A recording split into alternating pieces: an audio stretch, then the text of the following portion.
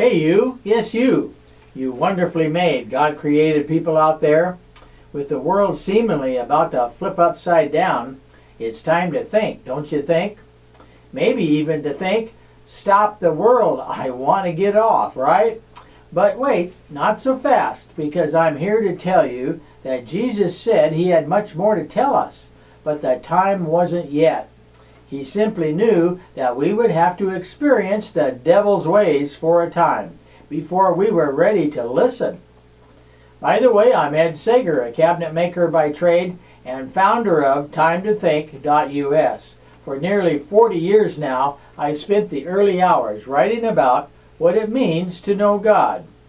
So I've decided that I would have to hang my head in shame if after 40 years I didn't share what I've been shown.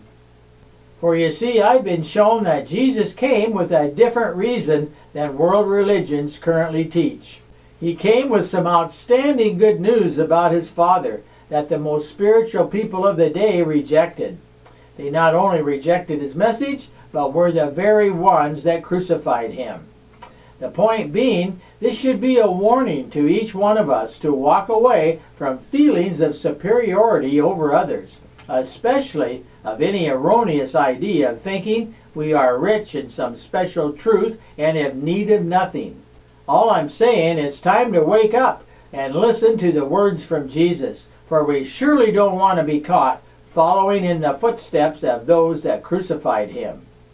At any rate, with what's going on throughout the world, it's quite obvious that we are in serious times where some of us could be wondering when Jesus is coming back as he promised. In this line of thinking, I must share 3 texts that simply jumped off the page at me. 3 messages from Jesus that has everything to do with him coming back.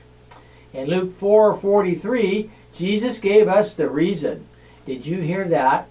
Jesus gave us the reason for why he was sent.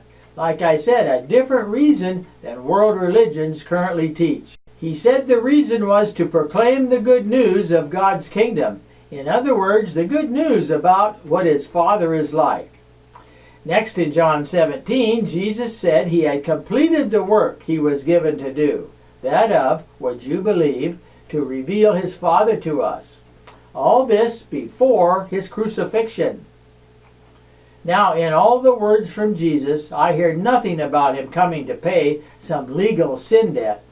But instead, in Matthew, Mark, Luke, and John, I hear Jesus saying that he came to proclaim the good news about his Father. With the final one in Matthew 24:14, where Jesus said, when the gospel about his Father's kingdom is taken to the world, then the end will come. Again, did you hear that? Jesus said when this gospel, the good news about his Father, is taken to the world, then the end will come. Stunning news. Why are people refusing to listen? In allowing these thoughts to soak in, it seems as though we have some very serious and significant investigation to do. That is, if we are interested in seeing the second coming of Jesus.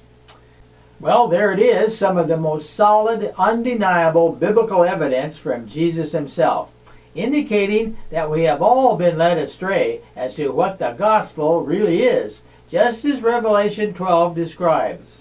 For you see, the devil has been alive and well within his skills of deception for tying together a counterfeit that would have the masses ignoring the words of Jesus. As I understand it, with Jesus proclaiming a different gospel, he was actually drawing many away from the temple leaders' gospel, which was interfering with their flow of income. For you see, their gospel, a false gospel, was that God had created a perfect world, and we humans messed it up by sinning.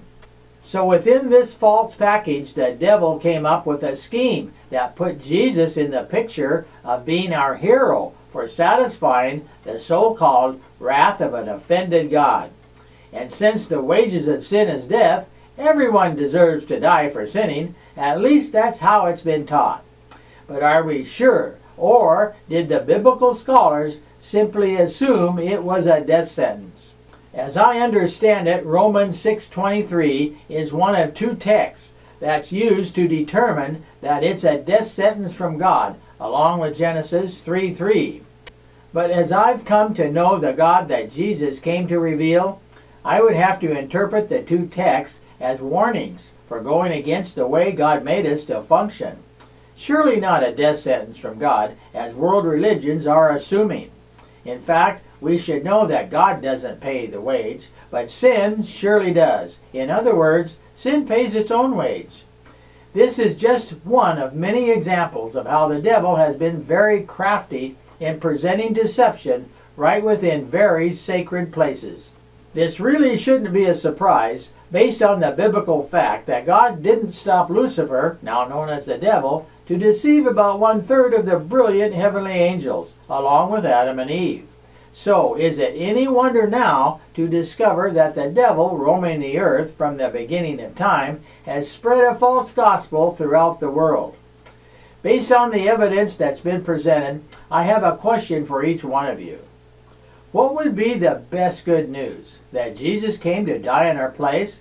Because if he hadn't, the Father would be torturing us in the burning fires of hell?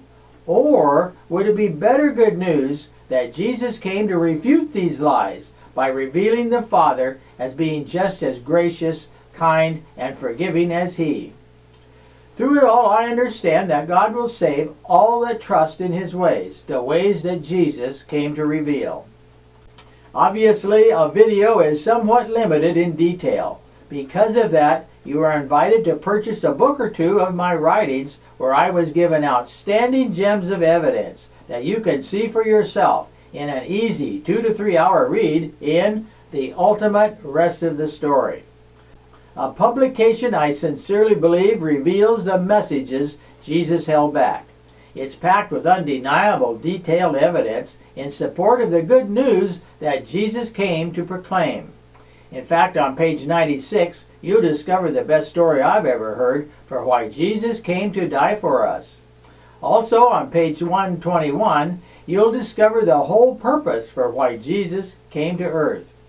Now, for all of you interested in seeing the second coming of Jesus and would like to learn what it would mean to be among the 5 wise as opposed to the 5 foolish, I highly recommend a 2-hour read called The Midnight Cry, where in chapter 11 you'll also discover answers to the question, is the Bible really infallible?